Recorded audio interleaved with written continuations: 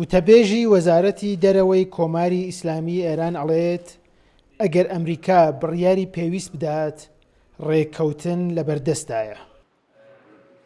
سەعید خەتیبزادە وتەبێژی وەزارەتی دەرەوەی کۆماری ئیسلامی ئێران لە پرێس کۆنفرانسی هەفتانەی خۆیدا ڕایگەیاند ئەوەی لای ئێران گرنگە ئەو مسج و پەیامانەیە کە بە شێوەی فەرمی لە نێوان ئێران و ئەمریکا ئاڵوگۆڕ ئەکرێت و کۆماری ئیسلامی ئێران گوێ ناداتە ئەو وتانەی کە بۆ ناوخۆی ئەمریکا ئەوترێن.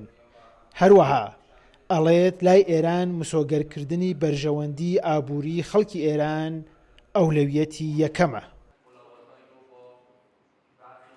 ئێزهاراتی کە بەرخی مەقامات ئەمریکایی ئەو وتانەی کە چەند بەرپرسێکی ئەمریکا بە پلان یان مەبەستی بەکارهێنانی ناوخۆیی باسی دەکەن پێوەری ئێمە نییە بۆ وەڵامدانەوە. بەگشتی سەبارەت بە دانوستانەکانی ڤێننا هەڵسوکەوتی ئێمە زۆر ڕوونە و وەڵاممان بۆ وتەی ناوخۆیی نابێت.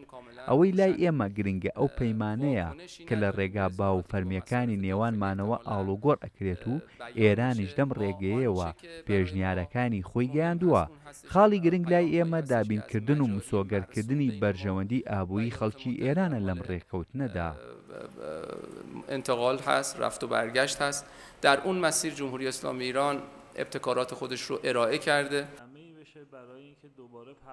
وتەبێژی وەزارەتی دەرەوەی ئێران هەروەها سەبارەت بە دوایین راپۆرتی ئاژانسی نێودەوڵەتی وزەی ئەتۆم سەبارەت بە چالاکی ئەتۆمیەکانی ئێران ئەڵێت لەو راپۆرتەدا بە هیچ شێوەیەک ڕاستی و دروستی هاوکاریەکانی نێوان ئێران و ئاژانس ڕەنگی نەداوەتەوە. متاسفانه آنچه که امروز در این بەداخەوە ئەم راپۆرتە دەرخەری ڕاستی و دروستی دانوستانەکانی نێوان ئێران و ئاژانسی نێودەوڵەتی وزەی ئەتۆم نییە. بەداخەوە ئەوەی لەم راپۆرتەدا ئەبینرێت نوێ نییە و هەمان بابەتەکانی ڕابردوو بە ڕوونی پەلەکردنی تێدا دیارە. راپۆرتەکە ئینساف و باڵانسی پێوە دیار نییە و ترسی ئەوەی هەیە وشاری ئیسرائیل و کەسانێکی دیکە وای کردبێت ڕەوتی راپۆرتی ئاژانس لە کەشێکی تەکنیکیەوە بۆ کەشێکی سیاسی گۆڕانی بەسەردا بێت و چاوەڕوانی چاکردنی ئەم ڕەوتەین.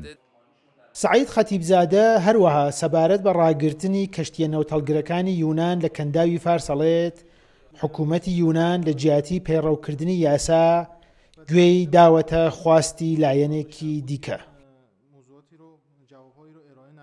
ما اون وقتی که کشتی ما به صورت غیرقانونی ضبط شد و بعد یونان آغاز کرد کاتێک کە بە شێوەیەکی نایاسایی کەشتیەکەی ئێمە ڕاگیرا هەوڵماندا هەموو ڕێگا دیبلۆماسیەکان چالاککەین و وەزیری دەرەوەی ئێرانیش لەگەڵ هاوتا یۆنانەکەی قسەی کرد و هەوڵی چارەسەرماندا بەڵام حکومەتی یۆنان دەری خست کە فەرمانی لایەنی سێمی لا گرنگترە ئەبێت بزانن کە ئەمریکا خێرخوازی پەیوەندی نێوان ئێران و یۆنان نییە. پەیوەندی ئێمە هەمیشە لەگەڵ ڕێزدا بووە و دەبێت هەروەش بمێنێتەوە. خیرخواه روابط ایران و یونان ایالات متحده و هیچ طرف ثالثی نیست. روابط ما و یونان همواره روابط محترمانه‌ای بوده و باید در همین بستر هم وتەبێژی وەزارەتی دەرەوەی کۆماری ئیسلامی ئێران ئەڵێت ئەولەویەتی یەکەمی سیاسەتی دەرەوەی ئێران گرنگیدانە بە وڵاتانی دراوسێ. لە هەمان کاتیشدا ڕایگەیاند ئەوەی لە دانوستانەکان لەگەڵ ڕۆژاوا گرنگە دابینکردنی زیاترین بەرژەوەندی ئابووریە بۆ خەڵکی ئێران. سامان سلێمانی، کورتسات نیوز، تاران.